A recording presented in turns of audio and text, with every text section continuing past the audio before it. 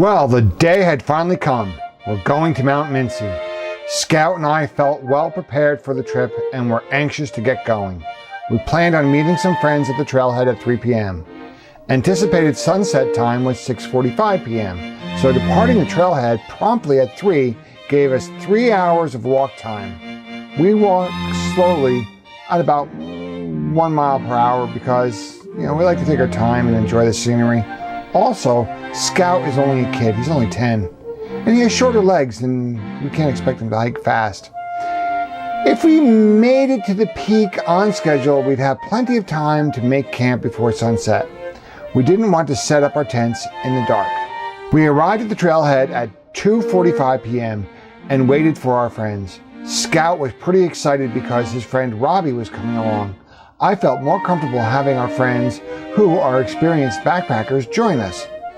Scout and I roamed the parking lot of the trailhead while eagerly waiting for our friends.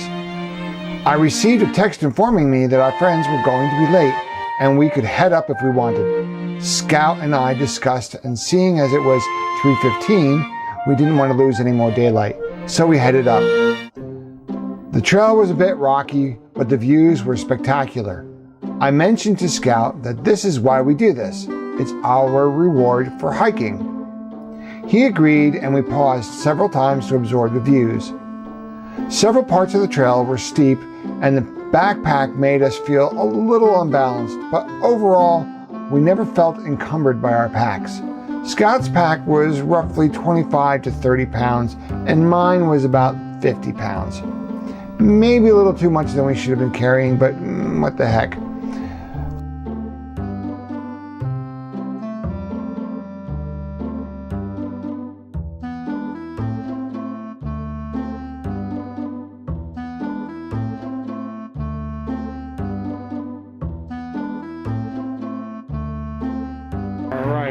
That's a scary part of the trail because you have to come around that little loop right there and then go over to sitting. And if you miss it, you're going off this cliff face about, I say 100 feet or so. Not happy about that. Nobody warned me. I don't like heights.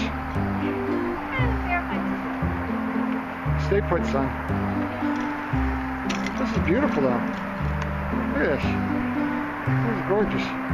The only thing that scares me is I have the backpack on me. It makes me a little unbalanced.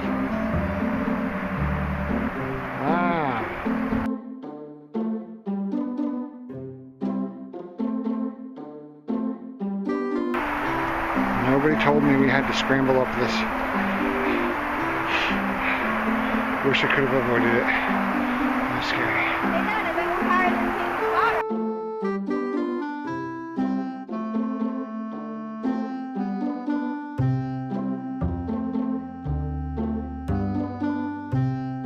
Scout asked several times the iconic kid question, "Are we there yet?" I had to answer no each time with, "We're just past the halfway point."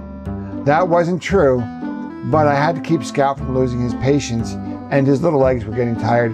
Maybe he was getting hungry. Again, he asked the iconic question, "Are we there yet?"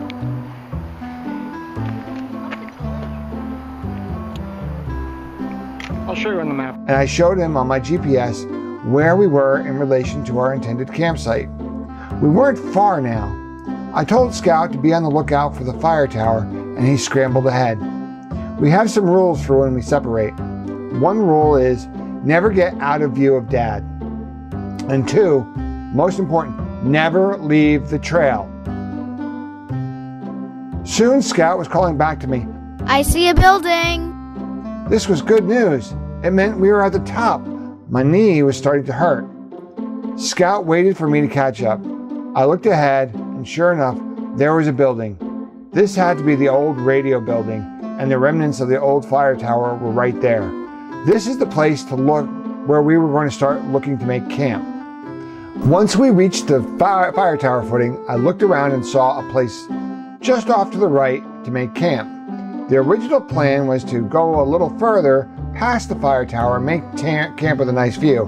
However, Scout was kind of done with walking around and wanted to stop for the night.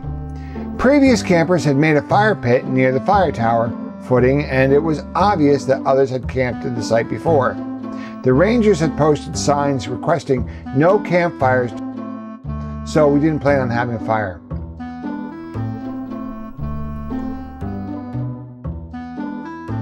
Scout and I checked the site for level ground and pitched our tents and changed into our camp clothes and shoes. That always feels very refreshing after a long day. I had to help Scout with his tent a bit because he's still a kid and he's not quite tall enough to do it by himself. Then I pitched my tent. We then used the footings of the old fire tower as a kitchen. I set up my fancy feast stove and began to boil water. It was then that Scout heard people come up the trail. It was our friends. The sun was now setting and it was getting dark. Robbie was with his dad, Big Rob, and his sister Daisy. Robbie's dad was loaded down with gear. He was sweating and dropped his pack next to the tower footing. I offered to help him set up his camp, but Big Rob said he'd be fine setting up in the dark. I tried to move Big Rob's backpack, but it was too heavy for me to lift. I estimate the weight was about 100 pounds.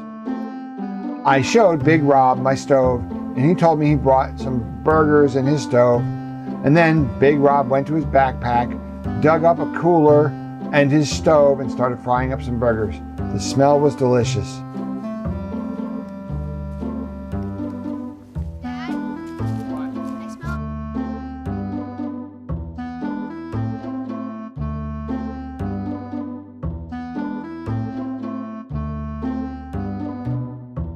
My water had started to boil, so I poured it into my freeze-dried meal. I also poured some into Scout's freeze-dried meal. Scout loves mac and cheese.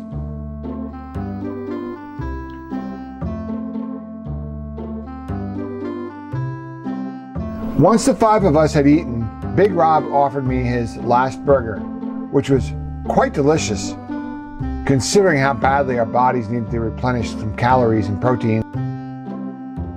I then offered to help Big Rob pitch his tents. He had a one-man tent which Robbie wanted to use since Scout had his own tent and that was also a one-man tent. We all went to sleep.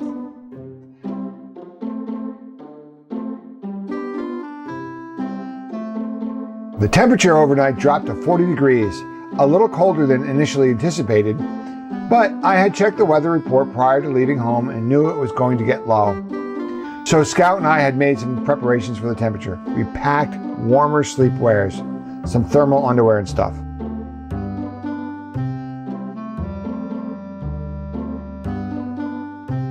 The morning came and we all gathered to eat breakfast.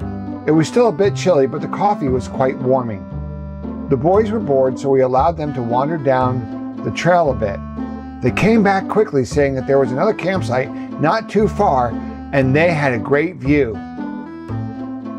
We then got the boys to stop and eat breakfast, and then Big Robin went over to see this view the boys had been talking about. We arrived to find another group of backpackers making their breakfast. Their view was spectacular. It was looking over the Delaware towards New Jersey. Basically, back home for Scout and I. We chatted with the campers at the site and learned that they were taking a few weeks to do parts of the Appalachian Trail. They had already been on the trail for over a week, and the Kittatinny Ridge was near the end of their journey. It was fun talking with them, and Scout was thrilled because they had a dog who he played with. Of course, Scout told them all about his dog Chester, who didn't make the trip.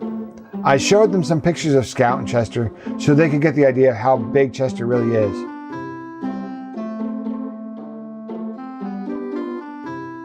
We went back to our camp and packed up. The time was getting late, almost 10 a.m. I knew we wouldn't be back at the car by noon as originally planned. Oh well. We discussed as a group which trail we'd take down the mountain. We decided to take the Rim Road path because it was shorter. Along the way, Scout discussed with Rob the joys of the scenery. The boys attempted to play Pokemon Go, and I had to remind Scout that his phone was for emergencies only. We didn't want him to lose all his charge. I tried to point out sights to the boys, and Scout was interested and even noticed a few that I missed along the way. We made it down the mountain in about 2.5 hours. The Rim Road path is very rocky. I realized that my hikers have a very thin sole. Every time I stepped on a sharp rock, I really felt it. During the trip down, the kids complained that their packs were too heavy.